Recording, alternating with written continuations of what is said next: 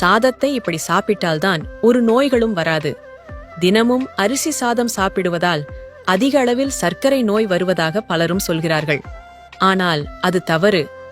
நாம் எப்படி சாப்பிடுகிறோம் என்பதுதான் முக்கியம். இன்று குக்கரில் வேக வைத்த சாதத்தை பலரும் சாப்பிடுகிறார்கள். கஞ்சியை வடிக்காமல் சாதம் சாப்பிடுவதால்தான் நீரிழிவு ஏற்படுகிறது. சாதம் வடித்த கஞ்சி சூடாக இருக்கும்போது சிறிது உப்பை போட்டு பருகினால் கண் எரிச்சல், பித்தம் ஆகியவை சரியாகும். ஆனால் கஞ்சியை ஆறிப்போய் குடித்தால் வாயுவை ஏற்படுத்தும். சாதம் உலையில் கொதிக்கும் போதே கஞ்சியை எடுத்து பருகினால் நீர்க்கடுப்பை நீக்கும். கொதிக்க கொதிக்க சாதத்தை சாப்பிடக்கூடாது. சாதத்தை மிதமான சூட்டிலேயே சாப்பிட வேண்டும். ஆனால் சாதத்தை சில்லென்று ஆறிப்போய் சாப்பிட்டால் கீழ்வாதம், மூட்டுவாதத்தை ஏற்படுத்தும். பழைய சோற்றை சாப்பிடுவது உடலுக்கு குளிர்ச்சி, வலிமை தருவதுடன் வயிற்றுக் கோளாறு, அல்சர், மூட்டு வலி, தோல்